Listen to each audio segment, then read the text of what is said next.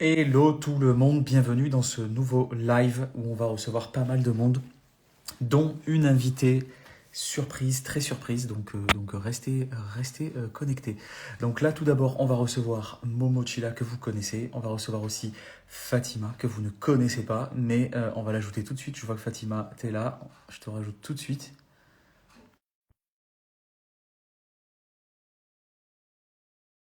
Rejoint par Fatima, par Momo, mais aussi et surtout par une invitée surprise d'ici une quinzaine de minutes. Donc restez là, restez connectés. On aura une petite invitée surprise. Salut, Hello Fatima, comment ah, tu vas? ça va Ça et va toi? très très bien, très très bien. Heureux de t'avoir avec nous, très heureux de t'avoir avec nous. Ouais, le plaisir est partagé. Trop cool. Il y a Momo qui va nous rejoindre. Mais avant ça, nous on tenait à ce que tu sois là, notamment parce que pour tout ce que tu fais déjà pour la compta de façon globale, pour ton parcours, parce que aussi il faut dire les choses, tu es une femme dans la compta et dans l'expertise comptable, il n'y en a pas autant qu'on aimerait qu'il y en ait. Et tout ça fait que, du coup, je le répète, mais on est très content de t'avoir. Trop bien. Donc là, Fatima, le thème de ce live-là, il est notamment autour de la place des femmes dans le monde de l'expertise comptable, et plus particulièrement euh, dans les études, hein, pour devenir justement experte comptable. On en parlait justement la semaine passée avec Momo, c'était intéressant. Est-ce que toi, tu voudrais peut-être commencer voilà, par te présenter le temps que Momo nous rejoigne? Yes, bien sûr. Du coup, je suis Fatima, j'ai 30 ans, tout juste, et j'évolue aujourd'hui en tant qu'auditrice financière et des systèmes d'information. On pourra en revenir. Donc, c'est un parcours plutôt hybride qui est assez nouveau justement pour être un petit peu en phase avec les évolutions de notre métier. Et moi, j'ai fait un parcours assez classique, enfin classique, je sais pas trop en fait finalement, mais j'ai fait plutôt la voie universitaire puisque j'ai Ok. fait un master comptabilité contrôle audit, donc l'ancien MSTCF pour les plus anciens. Et donc, je suis expert comptable mémorialiste en deuxième année. Trop cool, trop cool. Donc voilà, pour ceux qui nous suivent, du coup, enfin, le classique Master CCA, donc ça, je crois que tout le monde connaît. Et t'as dit que ça s'appelait comment, Euh, MSTCF, hein? MSTCF, ok, ok, ok. il Ouais, n'y avait, faut pas fourcher. il y avait pas licence, master, doctorat, mais c'était avec les maîtrises, DUG, maîtrise, etc. Voilà. Ok, ok, super, je vois, très clair. Et donc là, deuxième année, du coup, de deck. Du coup, voilà. Bon, après, je pense que tout le monde connaît le deck. Ok, très très bien. Merci beaucoup, Fatima. Alors qu'il y a Momo qui nous rejoint. Hello Momo, Ouais, comment tu vas? Ça l'équipe, va Salut, très très ça va, bien, ça va très très bien. ça va et toi? ça va, un peu fatigué. Ça se voit, franchement, ça se voit. Pour- c'est pour rester gentil, gentil que je dis ça se voit, parce que normalement, là, ça se voit Ouais, énormément. non. Moi, je vais venir dans ce live hein, si on. J'ai quelqu'un pour prendre le relais sur le prochain live. Alors alors qu'il y a Philbis qui te dit coucou Fatih. Ouais, médecin Euh, de mais- ah, trop cool, trop cool.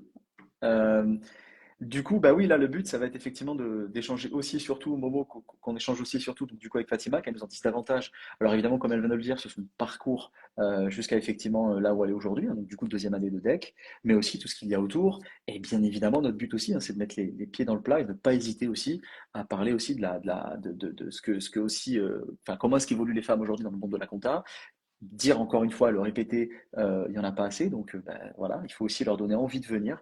Pourquoi, et peut-être que Fatima, tu vas nous aider aussi à trouver des éléments de réponse de pourquoi est-ce que les femmes sont peut-être moins attirées par les études de comptabilité, même si de façon globale, hein, on le sait, c'est pas forcément les études qui attirent le plus, alors même que c'est des études qui sont, je pense, hyper passionnantes. Je n'en fais pas partie, hein, mais je pense que toi et Momo êtes là pour le valider. Mais du coup, commençons effectivement par ça, et commençons peut-être à mettre les pieds dans le plat. Fatima, selon toi, pourquoi, donc j'ai bien dit 4 fois pourquoi est-ce qu'il y a si peu de femmes dans la compta? Comment c'est possible? Alors même qu'on en voit beaucoup, tu vois, en collaboratrice comptable, etc. Pourquoi est-ce qu'il y en a moins? Pas forcément dans la compta, mais dans l'expertise comptable. Alors, je vais juste Fatima avant que tu commences. Moi, je vais donner mon point de vue très rapide, hein. Allez, On voit beaucoup en DCG, DSCG, on n'en voit plus énormément après le deck. Enfin, au niveau du deck et après le deck, je m'arrête à là et ensuite je te laisse ouais. expliquer. Bah, de toute façon, je pense que je vais commencer par parler des chiffres qui sont extrêmement clairs. Aujourd'hui, je pense que la place de la femme, elle évolue comme dans un cabinet, c'est-à-dire de façon pyramidale. et pas une pyramide inversée, hein, on le comprend vite. Aujourd'hui, si je dis pas de bêtises, en 2023, on avait 78% de femmes qui étaient employées, 62% qui étaient plutôt qualifiées. Et là, aujourd'hui, bon, on a de la chance, on peut avoir 50% de cadres, mais finalement, que ce soit sur l'Île-de-France ou la région nationale, on est à 28% de femmes experts comptables. Donc, voilà, la pyramide, elle évolue de telle manière des cabinets avec les juniors jusqu'aux associés. Ce qui est dramatique, c'est qu'on perd des femmes en cours de route. Et donc, on comprend que si aujourd'hui la pyramide, elle se fait en cabinet, elle se fait au détriment de la femme. Et je pense qu'il y a plusieurs idées, mais la principale, c'est déjà la place de la maternité dans un cursus comme celui-ci. Déjà, c'est un cursus qui est long et difficile. 8 ans pour les plus chanceux, c'est déjà dont je ne fais pas partie en tout cas, mais 8 ans, c'est déjà très long. Jongler déjà avec son travail au quotidien et une vie de famille, c'est compliqué, mais en plus, produire le mémoire et bien sûr l'exigence qu'il demande avec tout ça, c'est compliqué. Et les cabinets, ils ne sont pas prêts aujourd'hui à accueillir des femmes qui ont une maternité. Enfin, c'est super triste à dire, mais c'est en train de changer. Je suis assez à l'aise pour le dire, mais malheureusement, on n'est pas encore assez à l'aise.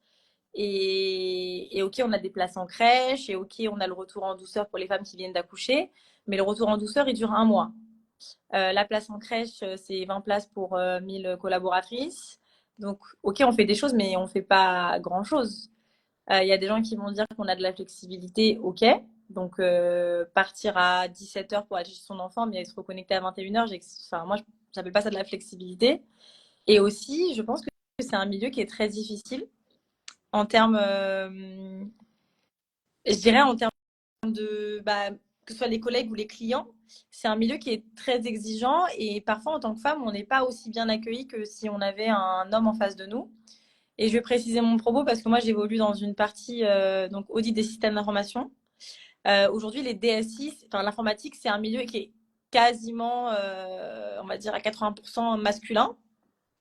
Et donc, quand on arrive devant un DSI, ça fait 45 ans qu'il fait de l'informatique, il a toujours eu les mêmes personnes en face de lui. Ben, imaginez Fatima qui arrive et qui demande au DSI de lui parler de la politique de sécurité des mots de passe de son entreprise. Ben, on n'est pas accueilli de la même manière. Et puis, il y a des biais cognitifs qui sont naturels, hein, et c'est pas grave, mais parfois, on est un peu voilà, malmené, quoi.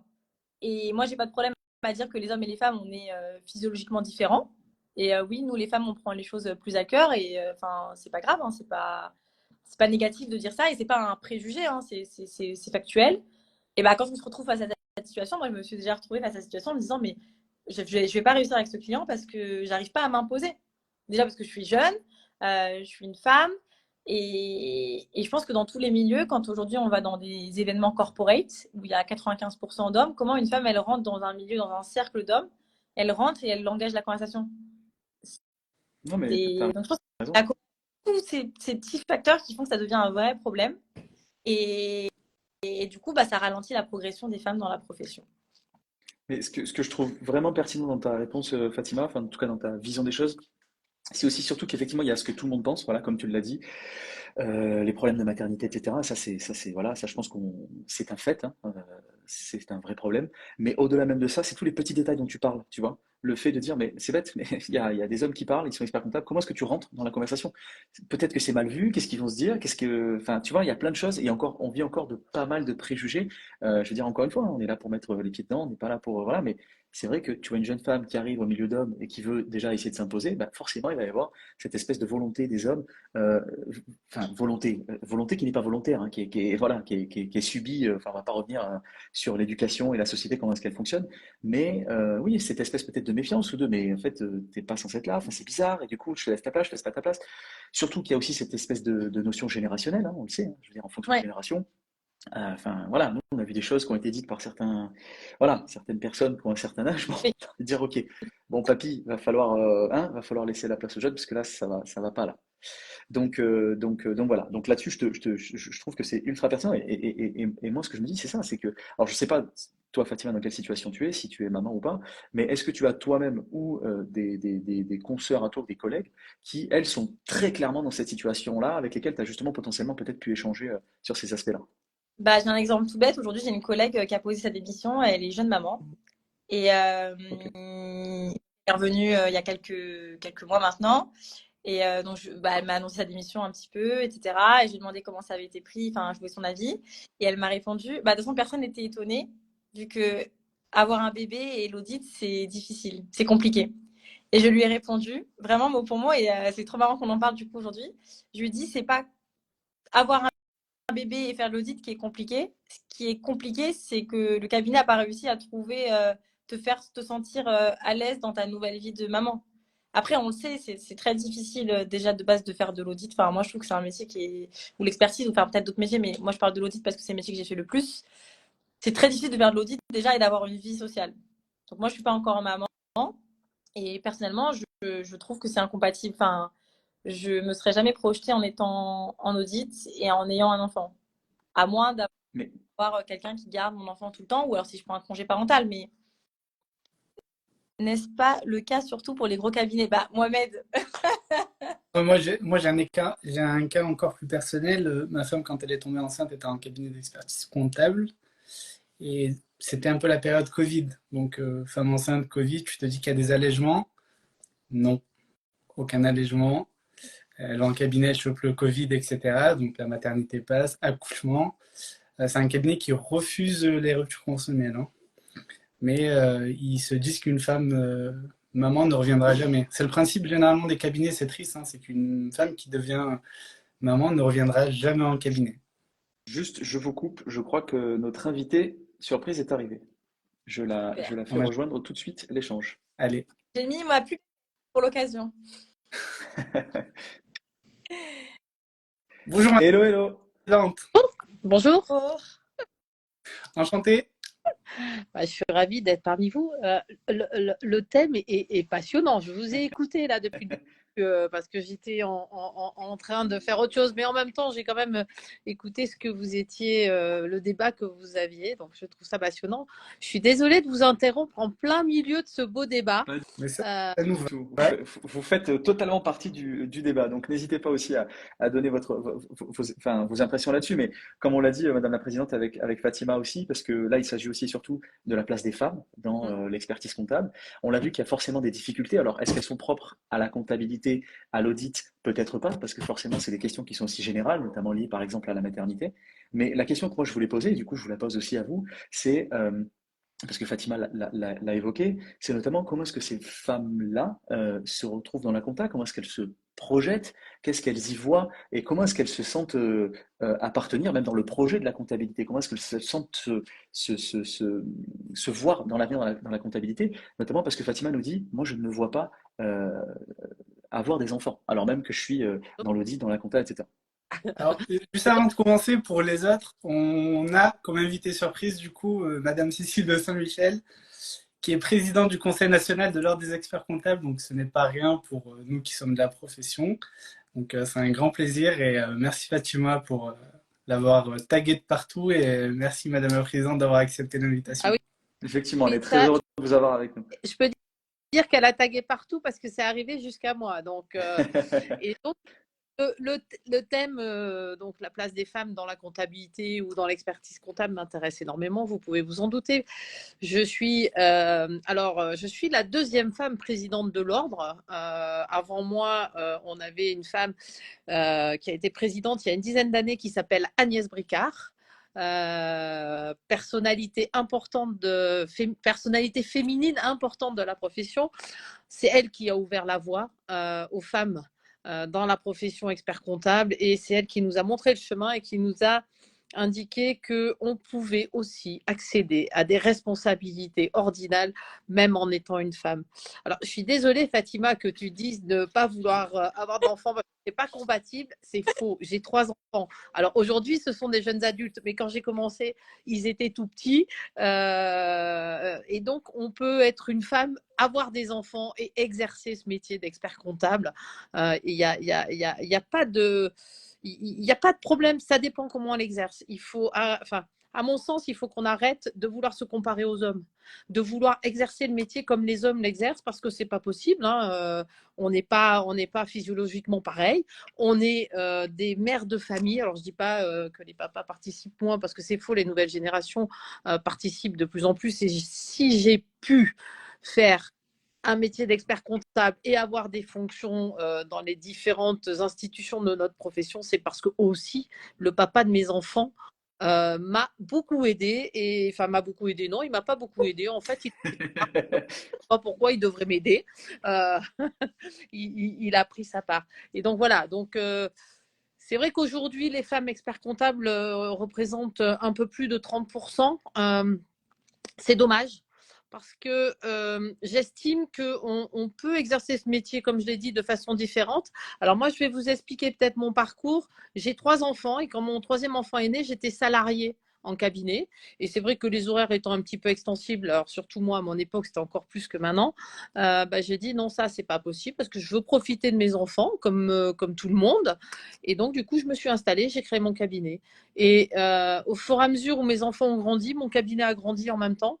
Et du coup, bah voilà, et plus ils grandissaient, moins ils avaient besoin de présence au quotidien. Et bah, plus je pouvais consacrer de temps à mon cabinet. Et puis j'ai évolué comme ça. Et puis après, je me suis engagée dans les instances parce que mes enfants devenaient grands. Et voilà, donc faut le vivre comme on le sent.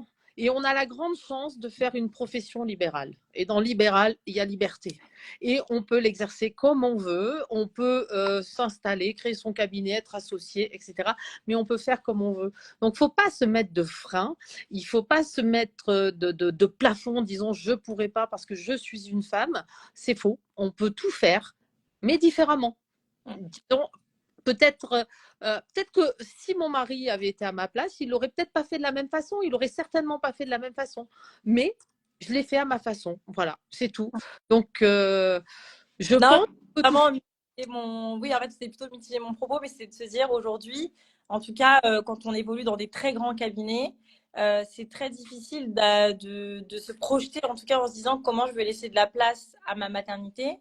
Mais effectivement, moi aujourd'hui, je me dis, ben, si je vais au bout de mon deck, c'est parce que je sais qu'après, je peux tendre vers une organisation plus libre, Voilà. qui me ressemble, et que aussi, je pourrais laisser la place aux futures collaboratrices qui, elles aussi, pourront se projeter de la même manière. C'est exactement ça. Donc, c'est en fait, alors, moi, pareil, hein, j'étais salariée dans des cabinets où je faisais beaucoup d'heures, mais voilà, après, j'ai fait des choix, ça s'appelle des choix de vie, en fait. J'ai fait le choix d'allier ma vie professionnelle avec ma vie familiale, et aujourd'hui, avec le recul, 30 ans après, ben, je trouve que c'était le bon choix. En tout cas, c'est le choix qui me correspondait. Voilà. Et c'est la vie que j'avais envie d'avoir et la vie que j'avais envie de mener. Donc, voilà. Donc, c'est pour ça que j'interviens dans votre débat pour dire que même quand on est collaborateur, si on n'est pas expert comptable et qu'on est collaborateur aussi, on peut le vivre différemment. Donc voilà, donc rien n'est impossible à nous les femmes, au contraire, on peut tout faire, mais différemment. Et quel Et moi, conseil vous donneriez à une collaboratrice, par exemple, qui a envie de continuer d'évoluer dans un cabinet et de justement réussir à concilier et à mêler sa vie professionnelle avec sa vie de femme? Bah, après, je veux dire, ça dépend du stade de la vie où on est, mais c'est pareil pour les garçons. Un garçon qui travaille en cabinet, qui travaille énormément, alors c'est vrai qu'il n'a pas, la grossesse, mais aujourd'hui, les garçons participent beaucoup, et donc du coup, c'est la même chose pour eux. C'est que il y a peut-être à un moment donné des choix à faire. J'oriente plus sur ma vie personnelle parce que j'ai une famille, des enfants jeunes, et puis petit à petit, on oriente plus sur la vie professionnelle.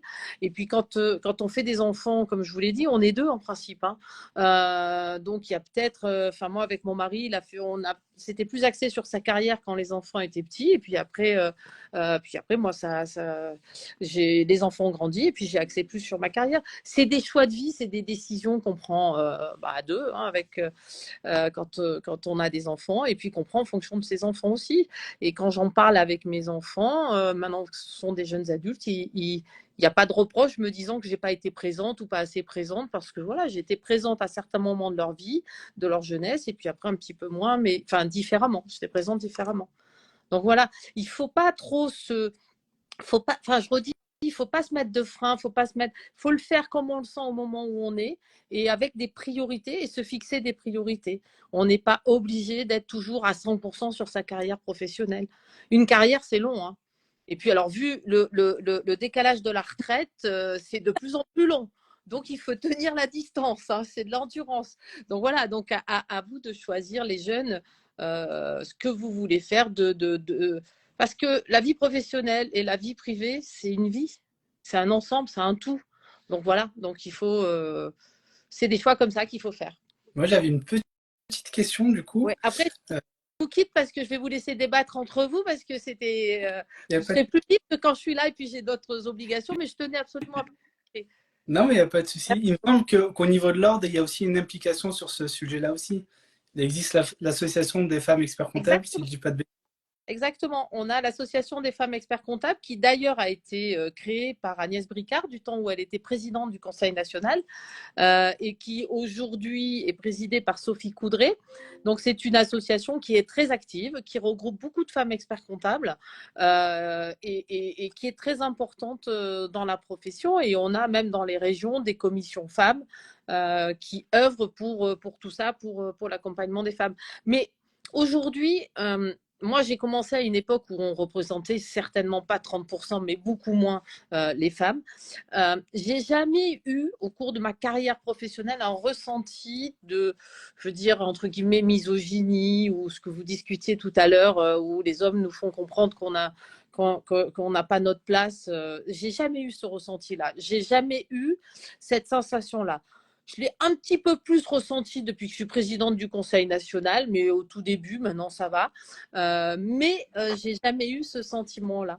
Donc les femmes aujourd'hui représentent 31%. Sur les nouvelles générations, elles sont beaucoup plus nombreuses.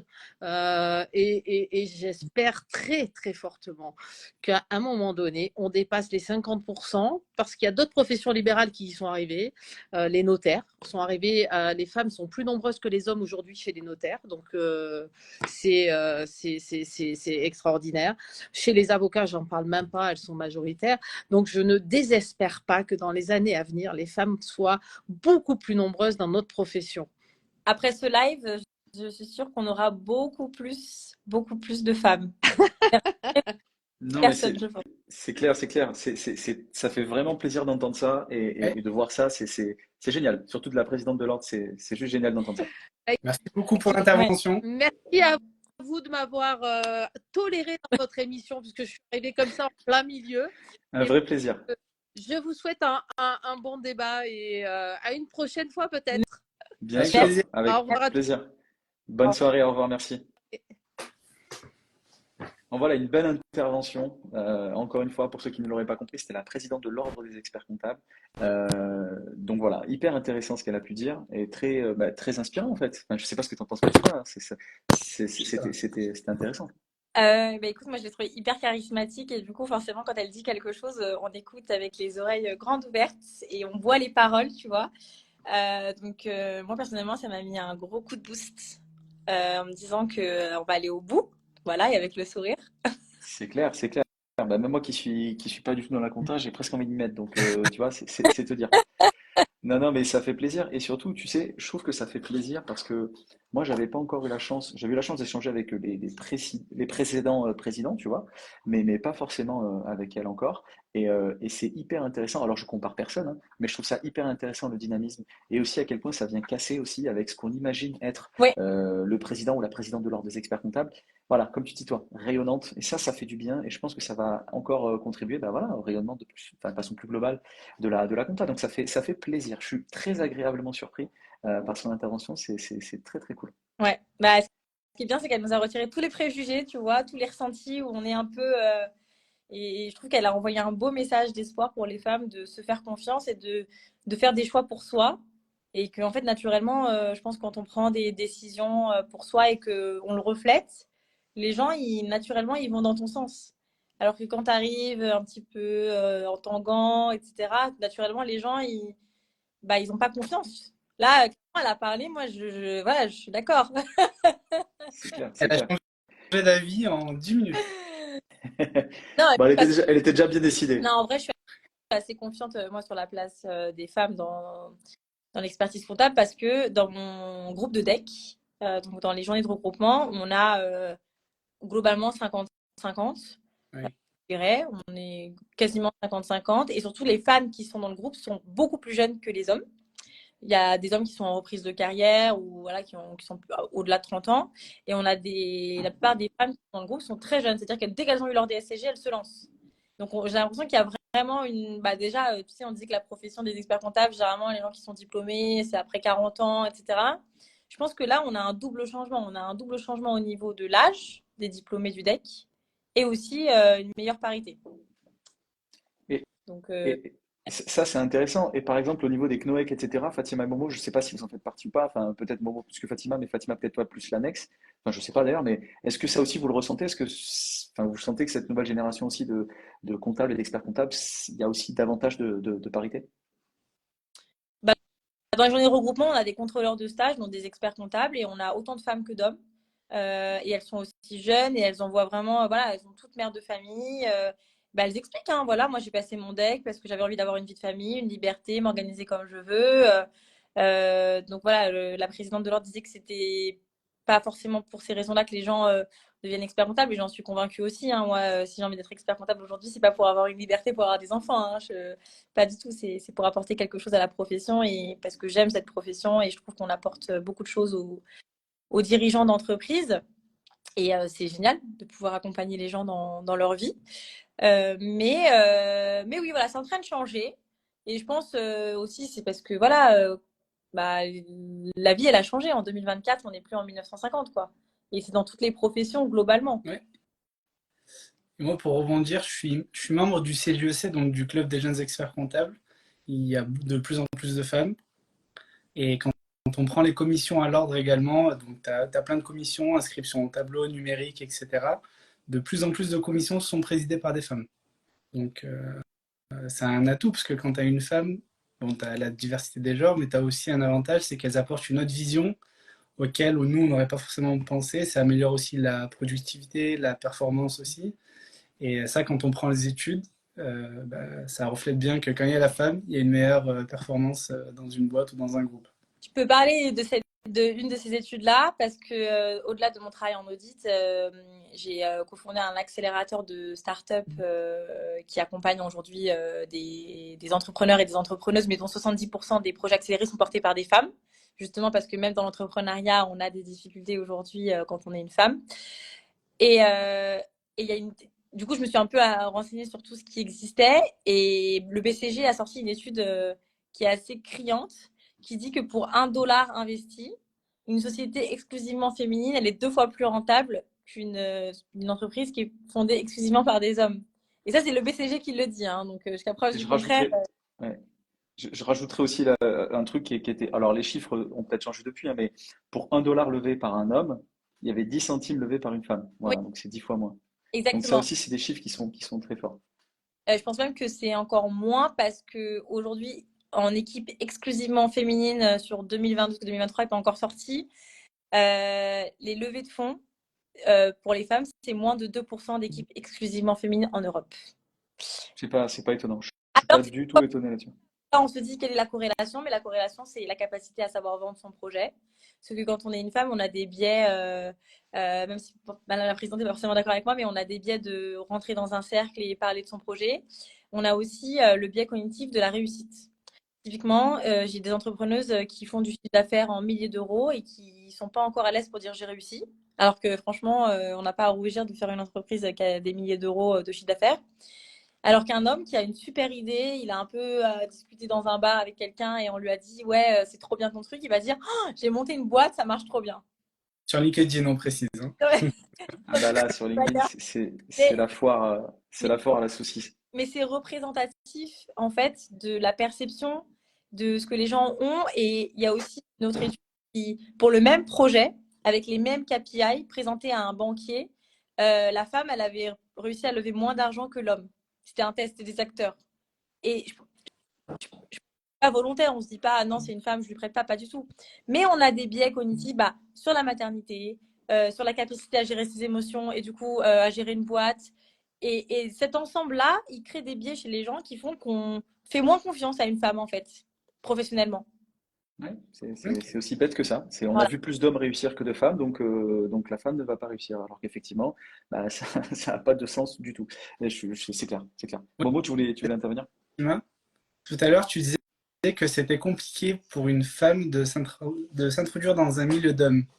Est-ce que tu pourrais nous expliquer ça et comment tu as, sauté le pas du coup pour t'imposer dans ce milieu-là? Parce que je pense que tu es auditrice ici financière depuis quelques années, donc tu as, Alors, pu avoir. je ne sais pas si vous avez eu l'occasion d'écouter mon super podcast de la semaine dernière qui est sorti. J'ai vu que Double Dose, le podcast, était en train de regarder le live, mais du coup, raconter un peu tout ça. En fait, moi, j'ai toujours adoré déranger, bousculer, voilà. Donc, en fait, je me sens pas concernée par ce que je suis en train d'évoquer dans le fait de rentrer dans un milieu d'hommes parce que, en fait, moi, j'ai grandi avec des parents qui m'ont toujours dit il faut aller vers les autres, on apprend des autres. Donc, pour moi, en fait, que tu sois président du conseil de l'ordre des experts comptables ou la boulangère du coin, ou enfin, voilà, peu importe, moi, je vais vers les gens parce que j'adore rencontrer des gens, j'adore apprendre d'eux, je me nourris des autres. Et donc voilà, mais ça, je l'ai plutôt observé de personnes autour de moi, justement, quand j'allais à des événements avec une copine, par exemple, une copine auditrice. On a souvent des événements, nous, dans notre cabinet, où on invite des gens de l'extérieur. On va assister et puis les gens partent. Mais je dis, bah non, viens, il y a un cocktail, viens, on va discuter avec les gens. Mais non, on les connaît pas, mais pourquoi, etc. Parce que, en fait, déjà, il y a la question de la légitimité. Quand tu vas dans un événement avec des personnes qui sont plus âgées que toi, tu te dis, ah, c'est que des gens importants, des gens du CAC 40, des gens ceci, des gens cela. Donc déjà, tu te mets en arrière. Et en plus, si tu vois que des hommes, qu'est-ce que tu fais C'est difficile en fait d'arriver. Et je pense qu'il y a les hommes, ils n'ont pas d'a priori sur le fait qu'une femme soit là dans un événement, mais nous-mêmes, et je pense que la présidente du Conseil de l'ordre le disait très bien, c'est qu'en fait, on se met nous-mêmes des barrières, des freins. Alors que si on ne se mettait pas de barrières, on arriverait à faire beaucoup de choses. Et c'est pour ça que moi aujourd'hui, j'incite les gens, et surtout les femmes, à bousculer, déranger, dire les choses haut et fort. Et voilà, moi au cabinet, tout le monde sait que je parle fort, je dis tout ce que je pense. Mais c'est pas grave parce que je prends ça comme étant en fait ma responsabilité. Moi aujourd'hui, je suis expert comptable mémorialiste. Quand j'ai commencé à m'intéresser donc à la compta en 2015, les seules personnes que j'ai regardées avant de venir au live, je suis remontée dans mes messages LinkedIn pour voir qui est-ce que j'avais contacté pour parler justement des métiers, etc. Et finalement, je me suis rendu compte que j'avais contacté que des hommes sur LinkedIn. Comme si je pensais que la réponse allait être peut-être plus qualifiée. Je sais pas, hein, enfin, pourquoi j'ai fait ça. J'étais jeune à l'époque. Mais aujourd'hui, moi, je me dis, je veux qu'on se dise, je connais une fille, elle est expert comptable mémorialiste, elle veut aider même les femmes à entreprendre, elle est à fond dans l'entrepreneuriat au féminin. Et voilà. Et en fait, on en parlait dans le podcast. J'ai pas, enfin, le rôle modèle, j'ai un peu du mal, mais en tout cas, aujourd'hui, quand j'en parle sur les réseaux ou sur X, et quand je dis, enfin, Twitter, X, je sais pas le mot qu'il faut utiliser, mais moi, je suis fière de dire, bah voilà, je suis une femme dans un cabinet. J'ai envie d'être expert comptable. Ça, c'est pas tous les jours beau. Le métier, il est difficile, c'est beaucoup de sacrifices. Mais je suis là, ça marche. Ça marche même très bien. Ça marchera encore mieux avec le diplôme. Et j'aimerais que, bah voilà, moi, j'ai envie d'aller dans les collèges, dans les lycées, parce que moi, au collège, je connaissais pas du tout le métier d'expert comptable, hein. Mais j'ai envie d'aller dans les collèges, dans les lycées, de dire à toutes ces jeunes filles, mais en fait, c'est un métier qui est incroyable intellectuellement. Tu es overstimulé. Et c'est un métier mix, quoi, comme les prénoms. Mais justement, c'est ça qui est intéressant, c'est la question que je posais aussi la fois passée à Bobo. Moi qui n'ai pas fait d'études de compta, ma question c'est, Fatima, toi, à quel moment tu t'es dit, ok, je vais aller vers la compta? Parce que on est d'accord, enfin je veux dire, je pense que personne, enfin tout le monde en est conscient, c'est pas forcément les études qui de prime abord sont les plus sexy. Mais maintenant, moi qui connais vraiment ce métier-là, c'est clair que si je reviens en arrière, bah, c'est clairement des études qui m'auraient très clairement tenté quand je vois aussi toutes les débouchés et tout ce qu'on peut faire avec ce diplôme. Donc toi, c'est à quel moment que tu t'es dit, ok, en fait c'est un truc qui est fait pour moi. Comment est-ce que tu as eu ce déclic d'aller vers la compta? Je vais renvoyer au podcast, mais du coup, je vais répéter ce que j'ai dit, mais c'est bien parce que comme ça, les gens, voilà. En fait, moi, quand j'étais petite, je rêvais d'être pédiatre. Vraiment, enfin, c'était le rêve de ma vie. Donc, comme beaucoup de gens, je suis allée en première année de médecine à l'époque, c'était avant la réforme. Donc, j'ai fait 2 années.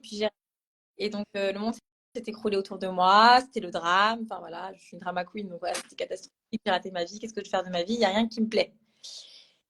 Je me suis un petit peu cherchée, etc. Et en fait, je me suis demandé pourquoi j'avais envie d'être pédiatre.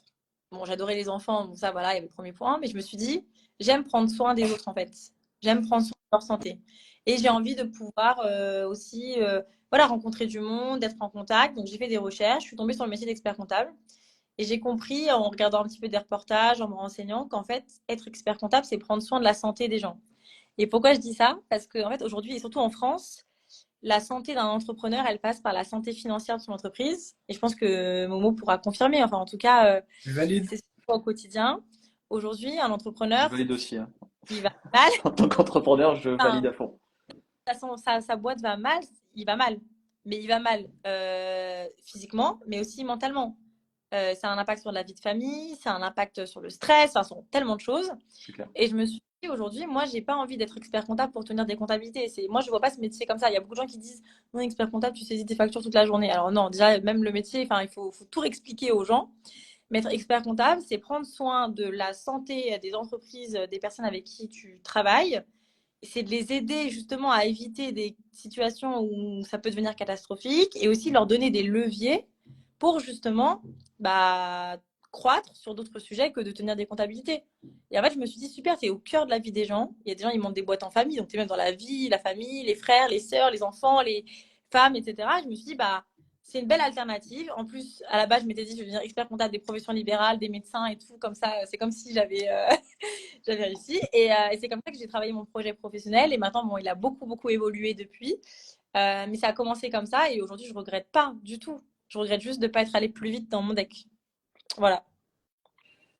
Très clair, très clair, très clair. Donc c'était vraiment cette volonté de d'aider ton prochain. Ouais, exactement. Ok, très clair.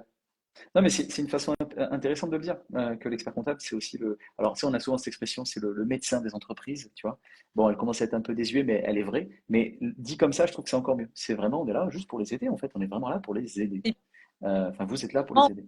Cette histoire, il y a une personne qui a rejoint le live, qui était avec moi en première année, qui est dentiste maintenant, et qui, je pense, comprend voilà, le fait de, bah, voilà, on n'aide pas les gens dans leur santé en direct, mais en tout cas, voilà, je pense que voilà, si tu montes une boulangerie, t'as pas de clients, t'as investi 150 000 euros, bah, ça va pas. Tu rentres chez toi, ça va pas. La dépression, c'est une vraie maladie. L'impact sur la vie de famille, c'est aussi, enfin, c'est douloureux. Donc, si on peut aider au moins à travers l'expertise comptable, bah, soulager en fait les personnes à surtout se focaliser sur leur business.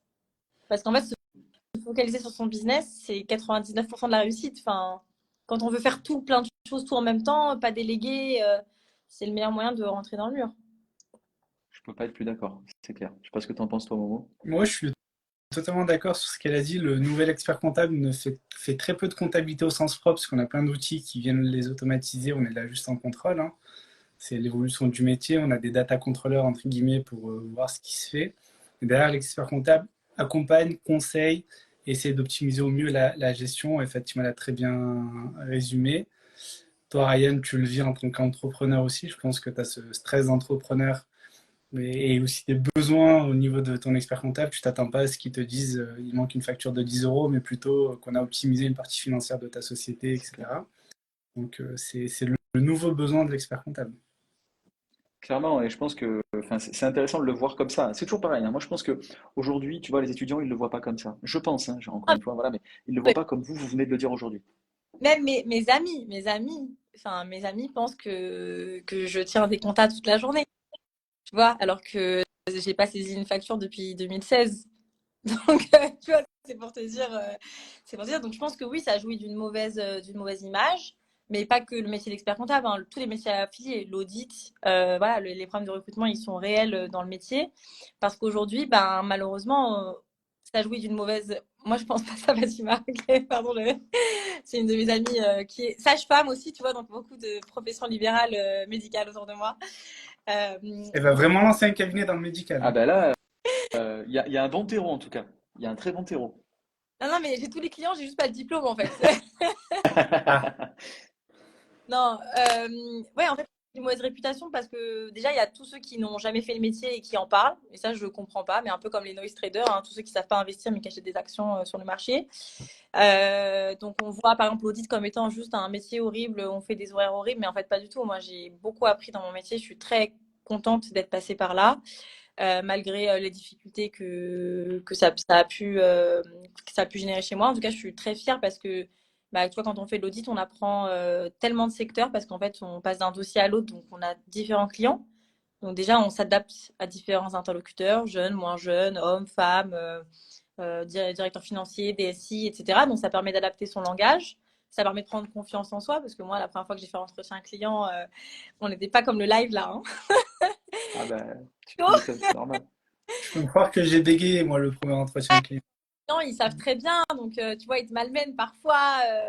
Et voilà, ils tentent leur chance pour qu'on les embête le plus possible, mais voilà, c'est un petit peu difficile. Mais tu apprends ça, tu apprends aussi à transmettre. Tu vois, aujourd'hui, ben, moi, je suis amenée à manager des personnes qui sont plus juniors que moi.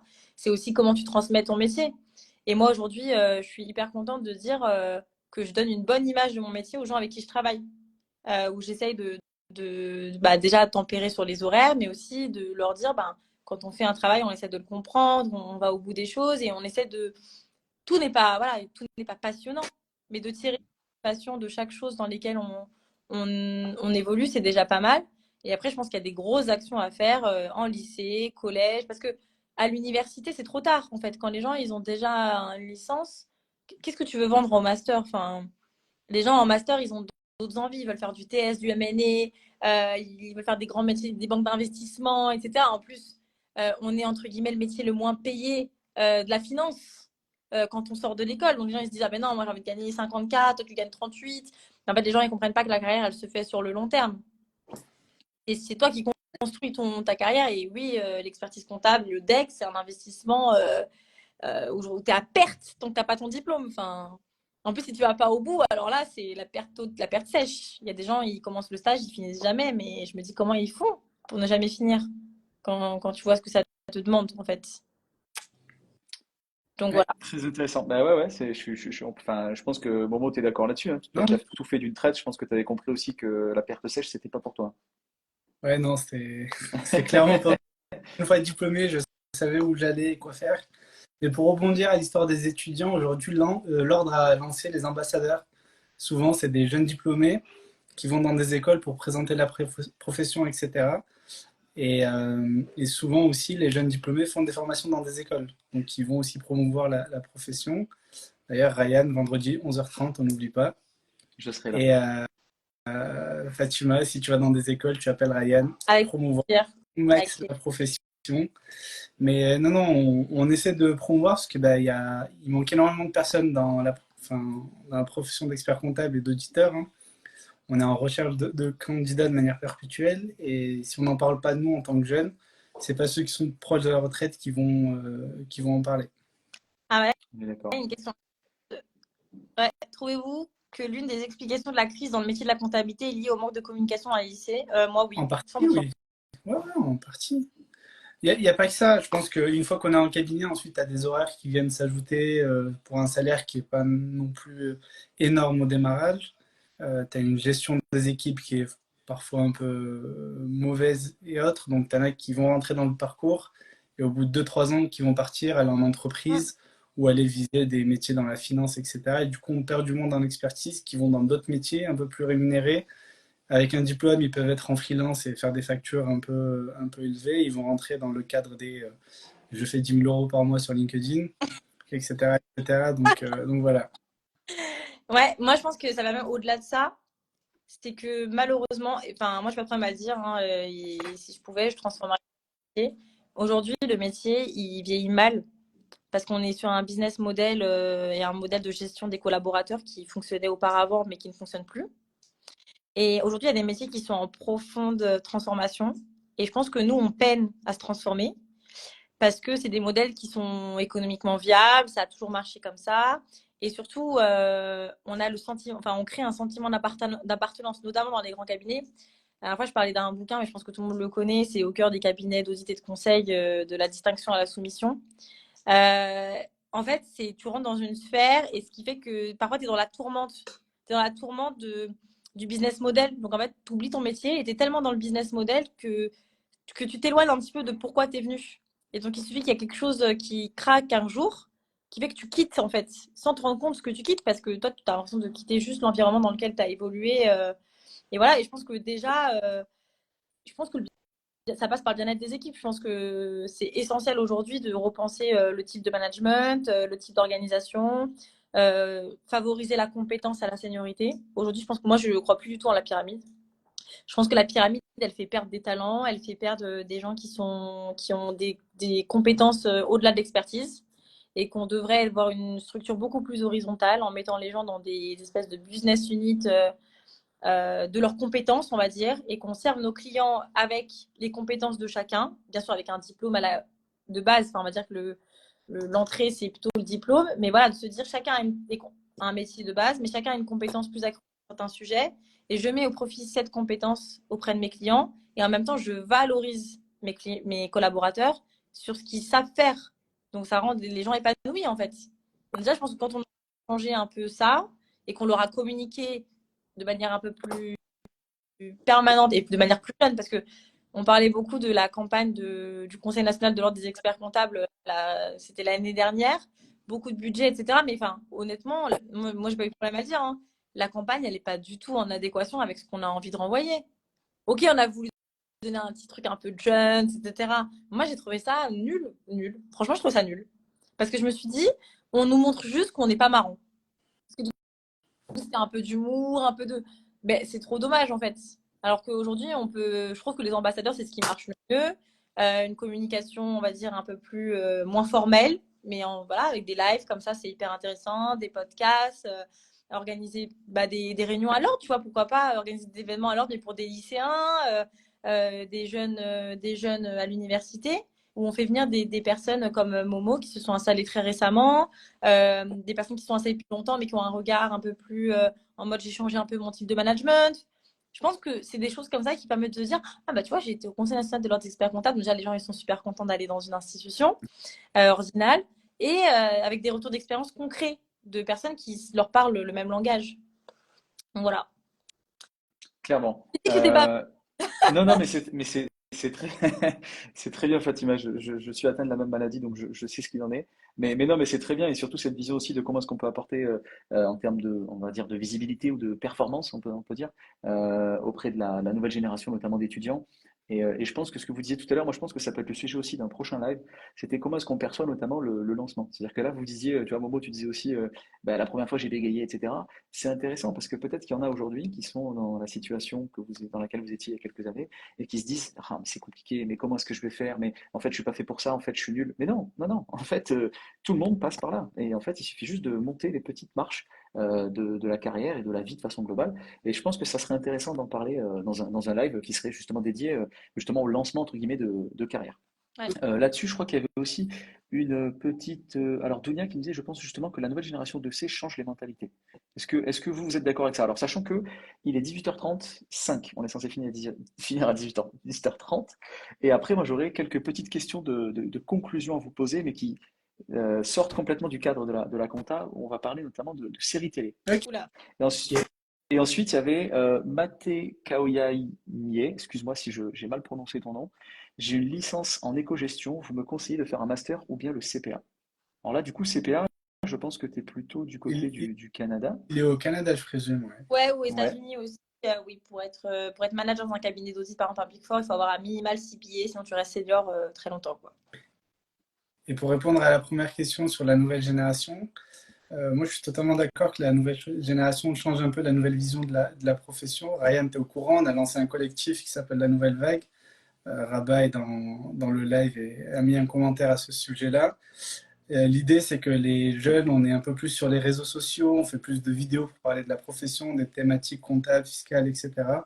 Donc l'idée, c'est de promouvoir la profession, nos compétences, pour revenir à ce que disait Fatima aussi, hein, c'est qu'on a chacun des compétences sur certains domaines, donc au lieu de vouloir tout faire, il vaut mieux se spécialiser sur un élément. Bah, Fatima, peut-être ça sera le médical, puisqu'elle a un réseau là-dedans, mais voilà, par exemple, Rabat qui est dans le live, bah, il gère très bien le fait d'être derrière la caméra et d'expliquer, donc il a aussi un statut de potentiellement formateur. Donc on a une nouvelle vision, on essaie d'accompagner au mieux les entrepreneurs, les étudiants et de manière générale les experts comptables pour donner la meilleure image possible de la profession. parfait. Moi, ce que je vous propose, c'est que on s'arrête là-dessus sur la partie compta et qu'on finisse doucement jusqu'à 40 à peu près où on parle chacun de nos séries du moment. Donc là, on change littéralement de sujet. Là, c'est l'atterrissage. Ok, on a fini de parler de compta, on a fini de parler de tout ça. C'était d'ailleurs très intéressant, notamment pour ceux qui n'étaient pas là. On a reçu la présidente de l'ordre des experts comptables. C'était hyper intéressant d'avoir tous ces retours, notamment celui de Fatima, hein, qui pour la première fois intervient avec nous. Donc notamment sur cette vision que peuvent avoir les femmes sur la profession comptable et aussi surtout la profession d'experte comptable. Mais donc du coup, là, on atterrit tranquillement, doucement. Et du coup, bah, je commence par toi, Fatima. Quelle est, en ce moment, si tu en as une, hein, parce que tu nous le disais avec l'audit, c'est peut-être pas évident, est-ce que tu as une série du moment, une série ou un film? Allez, même si voilà, tu te coupes le film en 25 morceaux parce que tu n'as pas le temps, un film, ça marche aussi. En fait, la dernière fois que j'ai regardé un film ou une série, c'était il y a tellement longtemps que en fait, moi, j'écoute plutôt des podcasts, je regarde des vidéos sur YouTube, etc. Ok, Je suis un peu moins série et un peu moins film parce que j'ai aussi un gros problème. Je trouve que quand on fait plein de choses, on a un gros problème de concentration et c'est mon cas. Donc malheureusement, je n'ai pas de série ni de film du moment. Mais j'ai des podcasts sympas, des petites vidéos YouTube. J'aime bien ce que fait, je sais pas si j'écorche son nom, mais Jocarise, qui est un ancien de chez Goldman Sachs, qui maintenant est devenu, à la base, il streamait des jeux vidéo. ok, Puis finalement, il est devenu youtubeur, podcasteur, enfin, je sais pas trop ce qu'il fait. Mais en gros, il a interviewé des gens qui avaient des jobs de rêve, comme du M&A, cabinet d'audit, etc. Et les gens racontent vraiment pendant une heure et quart. Et j'ai découvert ce gars parce que mon mari comprenait pas trop ce que je faisais dans ma vie. Donc, il a regardé des vidéos sur YouTube et c'est comme ça que j'ai découvert. Et je trouve que c'est intéressant, que ça permet de se conforter parfois en se disant il y a certains métiers qu'on a dû parce que il y a des métiers qui sont élitistes, entre guillemets. Et en fait, d'entendre des gens qui sont passés par là et parler avec détachement, ben, ça permet de se dire oh, finalement, mon travail, c'est pas si mal. Et voilà. très clair, très clair. Bon, ben voilà, pas de série, mais des podcasts intéressants. Voilà. Très bien, merci Fatima. Et toi, Momo, est-ce que tu as une série? Allez, hein, tu nous sors un Non, mais truc, quand même. moi, j'ai commencé Le Problème à trois corps, je crois, quelque chose comme ça sur Netflix. Je suis toujours à l'épisode 1, minute 1, parce que je m'endors direct, tellement je suis KO. Pour être transparent. C'est Du coup, ne me demande pas ce que c'est, mais je veux l'attaquer. Il y a eu une grosse pub dessus, je l'ai pas encore attaqué, mais enfin, je m'endors tous les jours à la première minute. Donc, voilà. très clair. Et alors, qu'il y a Clara qui nous dit, moi, j'ai pas de reco série, mais une reco invité live avec les fondateurs de Compta. Bah, la prochaine fois, avec grand plaisir, Clara. Avec très grand plaisir. Si tu les connais, tu les invites. On sera très, très, très heureux. C'est mercredi prochain, 17h45, si tout va bien. On sera très heureux de les accueillir. Mais pour revenir à ce que tu disais, Momo, effectivement. Vas-y, Fatima, bien sûr. Que Clara, justement, il y a un petit commentaire parce que Clara m'a écrit un jour par rapport à ce que parfois je raconte la place de la femme et tout ça, etc. Et elle m'a raconté son dernier entretien un professionnel où on lui a reproché d'être trop discrète. Est-ce que c'est un reproche fait à une collaboratrice? Je ne pense pas. Donc je pense que c'est très bien pour finir ce.